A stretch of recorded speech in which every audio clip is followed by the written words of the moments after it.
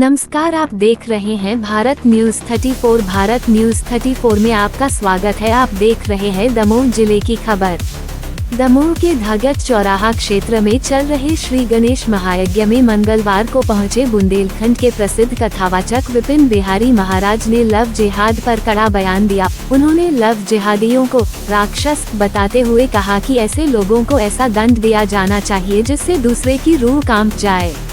उन्होंने कहा कि लव जिहाद जैसी घटनाओं के लिए माता पिता भी जिम्मेदार हैं। जब बच्चे घंटों फोन पर बात करते हैं तब माता पिता को सख्ती से पूछना चाहिए। बच्चों पर समय रहते अंकुश लगाया जाए तो ऐसी घटनाएं रुक सकती हैं। महाराज ने कहा कि कानून ने बच्चों को मनमर्जी से शादी करने की अनुमति दी है, लेकिन ऐसा कोई कानून नहीं कि वे माता पिता का दिल दुखाएं।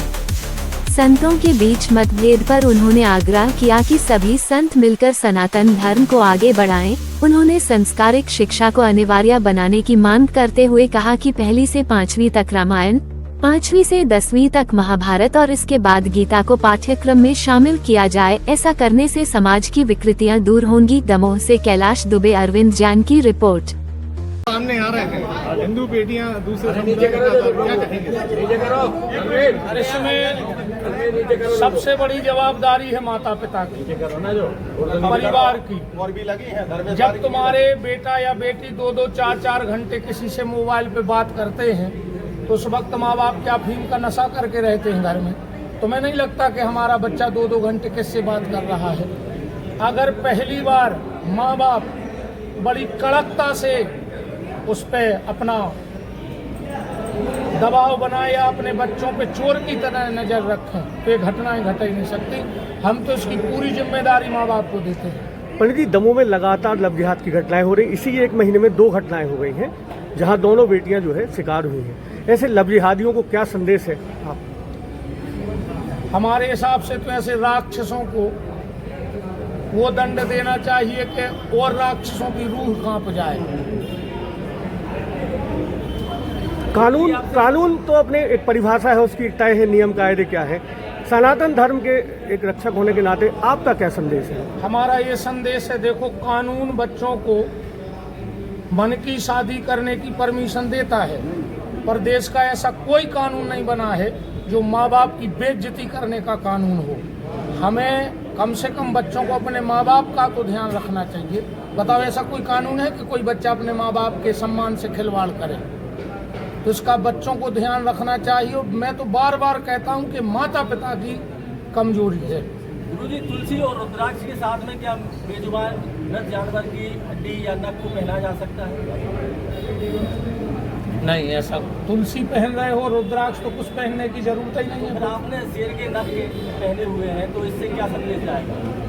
शेर के नख इसलिए पहने हैं, ये सनातन परंपरा में है, और हमारे श्री राम जी भी शेर के नख पहनते हैं। महाराज जी, आजकल एक संत दूसरे संत की टांग खींच रहे हैं, ये सनातन धर्म में कहा था कुछ?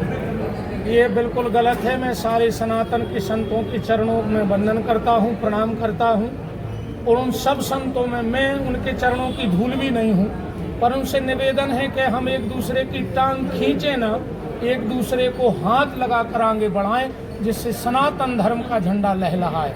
जितनी ऊर्जा हम एक दूसरे की टांग खींचने में लगाते हैं, उतनी ऊर्जा अगर हम सनातन को बढ़ाने में लगाएंगे तो सनातन अपने आप में वैसे ही दिव्य है और दिव्य हो जाएगा। आपको संजय जी, आपने सुख से जोड़ा है, वैसे शिक्षा को संस्कार शिक्षा से जोड़ना चाहेंगे? बिल्कुल। आज क्या हम समझ नहीं पाए?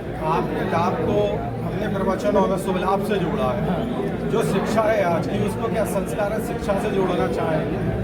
प्रभु जी, आज की शिक्षा तो बहुत उच्च कोटि की है, पर शिक्षा संस्कार विहीन शिक्षा है। और जिस शिक्षा में स्वामी विवेकानंद जी ने कहा है कि जिस शिक्षा में संस्कार ना हो वो शिक्षा ही त्याग देनी चाहिए। तो निवेदन है, 1ली से 5वीं तक सरकार स्कूल में रामायण पढ़ाए, 5वीं से 10वीं तक महाभारत पढ़ाए, और फिर आगे की जो भी शिक्षा है उसमें गीता का पाठ्यक्रम सम्मिलित कर दे। तो ये विकृतियां जो समाज में फैल रही हैं, और हम तो हर माँ बाप से कहते कि अपने घर में 2 चौपाई रामायण की जरूर पढ़ो, शिक्षित बनो, पर शिक्षित से ज़्यादा संस्कारित बनो। गुरुजी